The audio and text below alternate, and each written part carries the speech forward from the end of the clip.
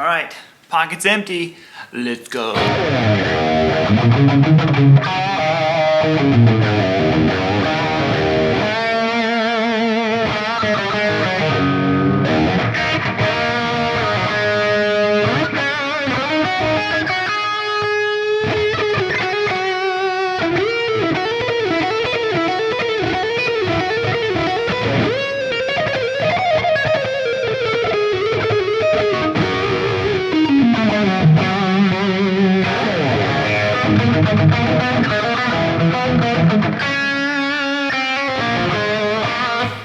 That was an Ingve riff that I just butchered so bad.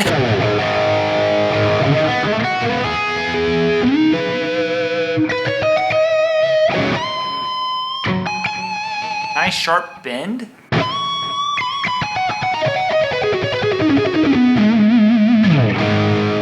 Welcome back, everybody. Tone Quest coming at you, back at the studio here finally.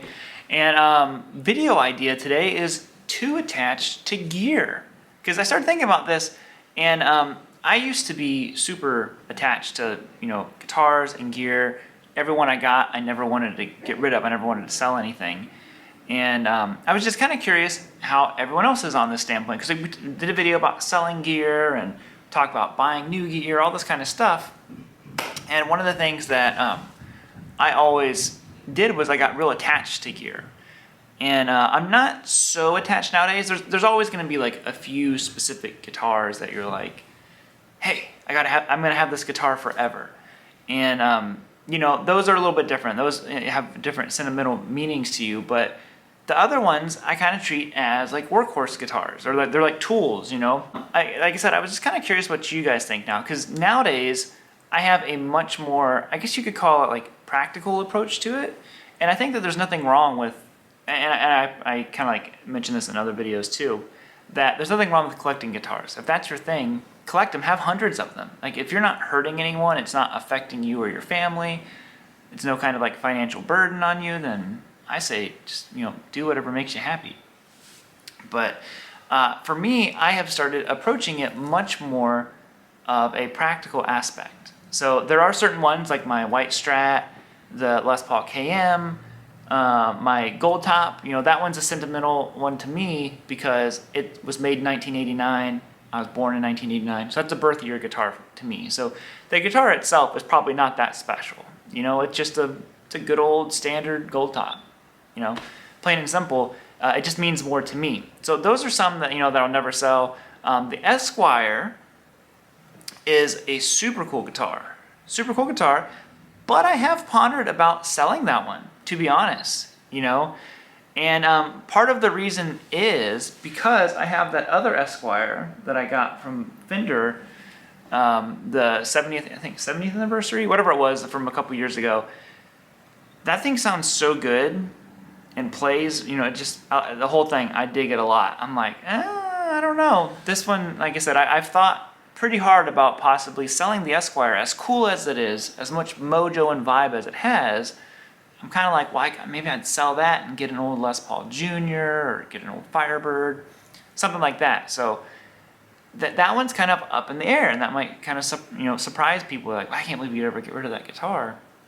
I'm not saying I'm going to, but the thought has crossed my mind. Selling the Strat, selling the KM, Gold Top, those have never crossed my mind. I don't ever want to have to sell those, but obviously I would if I needed to. And brings us to my next point. What I think happened, for me anyways, is there was a point early on, straight up starving musician story, I had to sell a lot of my stuff to pay bills, to help buy stuff for my son when he was born. And I think it gave me the ability to detach from the gear, because it was just like, this stuff just has to go. It just is what it is.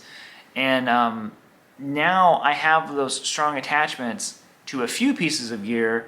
I love all of my guitars and amps and all that kind of stuff, but I also have this outlook where I'm like, oh, well, if I'm not using it, I'll sell it and put that money into something else. I don't mind doing that now. I kind of just stopped talking and randomly started playing guitar. I was like, I've talked a lot. I haven't played much guitar.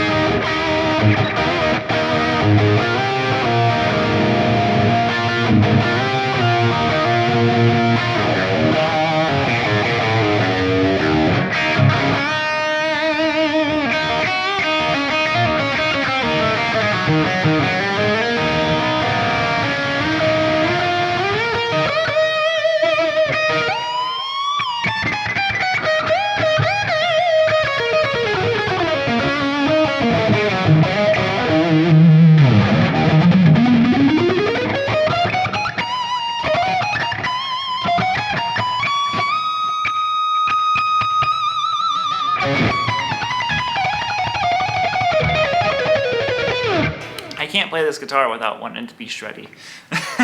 That's all what I want to do for some reason. And this is probably one of those guitars that I'll really hang on to as well. Sorry, all over the place as usual on this channel. But, and you might be like, wow, that's kind of surprising because it's a newer guitar. I've had it now 4 years? 4 or 5 years, however long it's been. And I love this. This is still the best Super Strat guitar I've ever played. Ever owned. And I kind of like, really don't seek out the Super Strats anymore. This one did it for me. It has everything I want. To me, it has a perfect neck. I like the bite of the pickups. They're very, very bitey.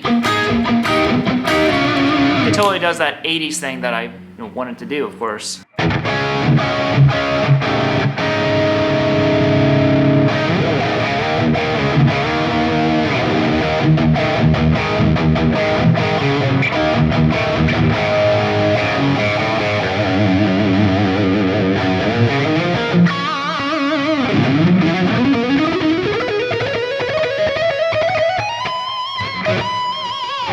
The reason why you guys don't see it all the time is because I keep it tuned down a half step.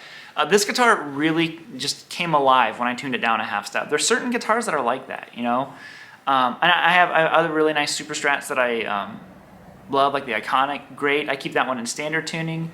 So if you ever see that guitar in a video, it's probably going to be a standard tune video. If you ever see this guitar, it's probably going to be half step down. And that's just kind of my outlook on it. I was just kind of curious if other people have had that. Are you still super attached to the gear? Like you don't want to get rid of anything? Because I don't think there's anything wrong with that. If that's your thing. Or were you kind of like me, where in the beginning stages, super attached to stuff, and now I'm just way more willing to let stuff go, Or even if friends want something that I have, just sell it super cheap. I'm just like, whatever. Like if you're gonna play it more than I did, so here, take it. So I don't know. Curious your thoughts on that. I went from talking a whole bunch to just playing guitar a whole bunch and not talking barely at all. So I think that's just the way it is here. You know what? That's just what this channel is. So guess what I'm going to do? I'm going to play guitar a whole bunch more right now.